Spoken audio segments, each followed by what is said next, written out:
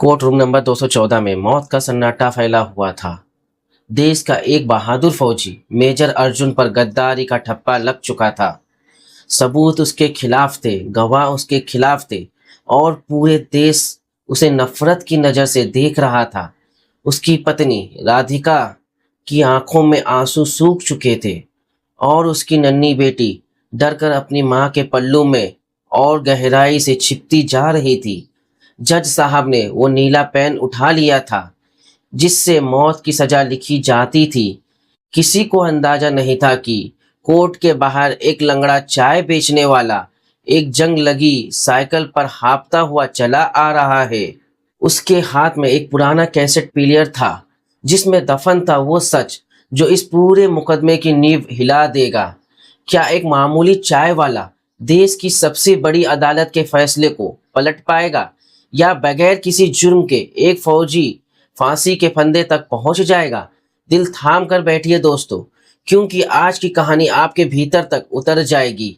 अगर आपको सच्चाई की ताकत पर यकीन है तो अभी चैनल को सब्सक्राइब कीजिए और वीडियो को लाइक कीजिए। कमेंट में जय हिंद लिखकर बताइए कि आप सच के साथ खड़े हैं। चलिए इस रहस्यमय सफर की शुरुआत करते हैं।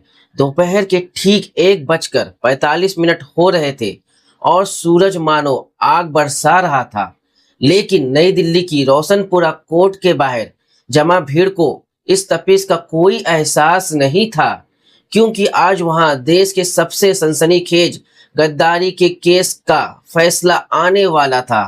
लोग हाथों में तख्तियां लिए खड़े थे जिन पर मोटे अक्षरों में लिखा था, गद्दार को फांसी दो। भीतर अदालत का माहौल किसी शमशान की तरह भारी और बोझिल था। कटघरे में खड़ा था मेजर अर्जुन मल्होत्रा, वही अर्जुन मल्होत्रा जिसने सीमाओं पर दुश्मन के दांत खट्टे किए थे, वही अर्जुन जिसके सीने पर टंगे थे तमगे उसकी बहादुरी की कहानी कहते थे। मगर आज उसके बदन पर वर्दी नहीं थी, आज वो सफेद कैदियों वाले कपड़ों में खड़ा था। उसका चेहरा थका हुआ था, लेकिन आंखों में एक अजीब सी विश्वास था, एक ऐसी चमक जो कह रही थी कि उसने कुछ भी गलत नहीं किया। कोर्ट रूम खचाखच भरा हुआ था। मीडिया वाले अपने कैमरे और नोटपैड संभाले बैठे थे ताकि सबसे पहले ये खबर देश तक पहुंचा सके कि एक कथित गद्दार को मौत की सजा सुना दी गई है।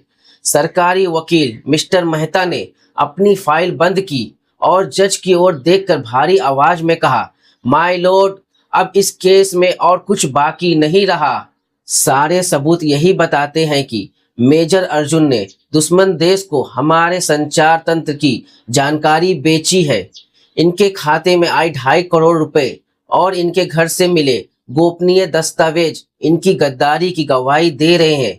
एक फौजी का धर्म होता है देश की रक्षा करना, लेकिन इस व्यक्ति ने लालच में आकर अपनी कसम तोड़ दी।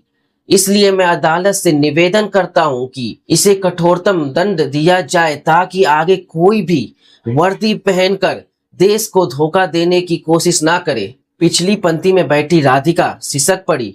वो जानती थी कि उसका पति निर्दोष है। वो जानती थी कि अर्जुन देश के लिए जान दे सकता है पर सौदा नहीं कर सकता।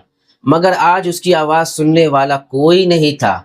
बचाव पक्ष का वकील भी टूट चुका था। उसने धीरे से नजरें झुका ली थी, क्योंकि जिन नकली सबूतों का जाल बुना गया था उनके सामने वो असहाय था।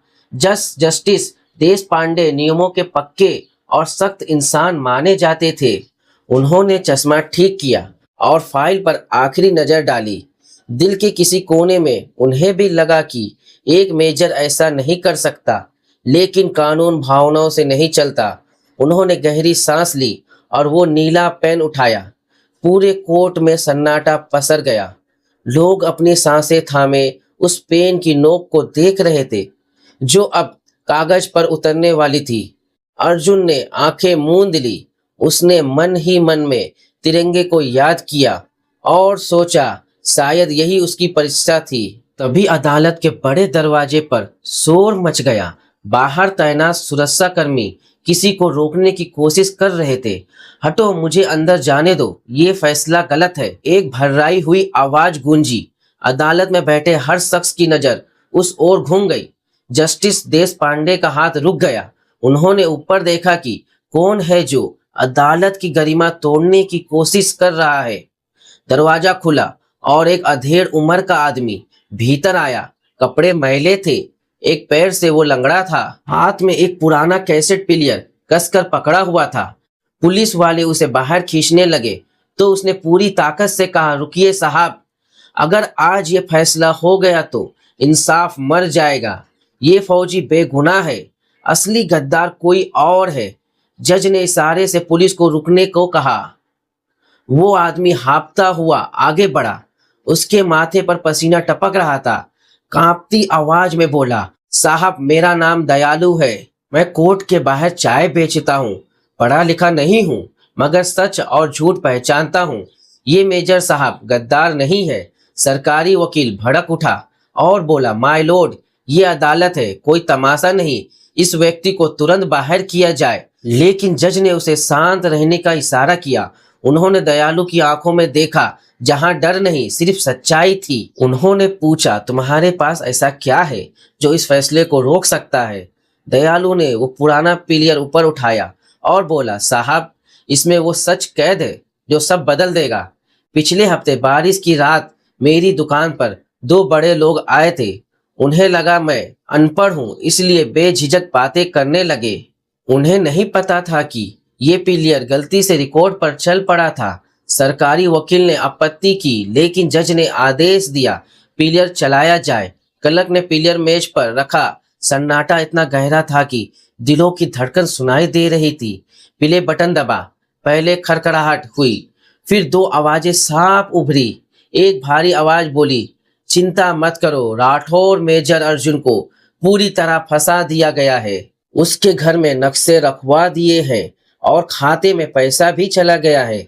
दूसरी आवाज आई, हाँ फारूक, वो बहुत ईमानदार बन रहा था, अब जेल में देशभक्ति करेगा। जैसे ही ये आवाज गूंजी, कोर्ट में बैठे ब्रिगेडियर राठौर का चेहरा उतर गया। जज ने कठोर स्वर में पूछा, ब्रिगेडियर, क्या ये आपकी आवाज है? राठौर हकलाने लगा। तभी दयालु बोला, साहब आगे सुनिए। टेप में फोन की घंटी बजी और आवाज आई, हेलो, ब्रिगेडियर राठौर बोल रहा हूँ, काम पूरा हो गया है। कोर्ट रूम में जैसे भूचाल आ गया। पुलिस ने राठौर को पकड़ लिया। राधिका फूट फूट कर रो पड़ी। अर्जुन की आंखों में आंसू बह निकले। उसने दयालु को सलाम किया। जज ने नीला पेन रख दिया और दूसरा पेन उठाया। उन्होंने कहा, आज इस अदालत में इंसाफ एक आम आदमी की वजह से जिंदा रहा। ब्रिगेडियर राठौर को गिरफ्तार किया जाता है और मेजर अर्जुन मल्होत्रा को सम्मानपूर्वक बरी किया जाता है। अदालत तालियों से गूंज उठी। अर्जुन बाहर आया और दयालु के गले लग गया। दयालु बोला, साहब मैं तो बस सच लेकर आया हूँ, अगर मैं रुक जाता तो शायद सच हमेशा के लिए दब जाता। कोर्ट के बाहर मीडिया ने घेर लिया। अर्जुन ने कहा, मुझे गर्व है कि मेरे देश में दयालु जैसे लोग हैं। लेकिन ये कहानी यही नहीं रुकी। पुलिस जांच में एक बड़ा जाल सामने आने लगा। कई नाम उभरने लगे। अर्जुन को दोबारा सेवा में बुलाया गया और सम्मान मिला। दयालु की जिंदगी भी बदलने लगी, मगर वो आज भी उसी सादगी से चाय बनाता रहा। लोग दूर दूर से उसे देखने आने लगे। वो बस मुस्कुरा देता और कहता, सच अगर वक्त पर सामने आ जाए तो सबसे बड़ी ताकत बन जाता है।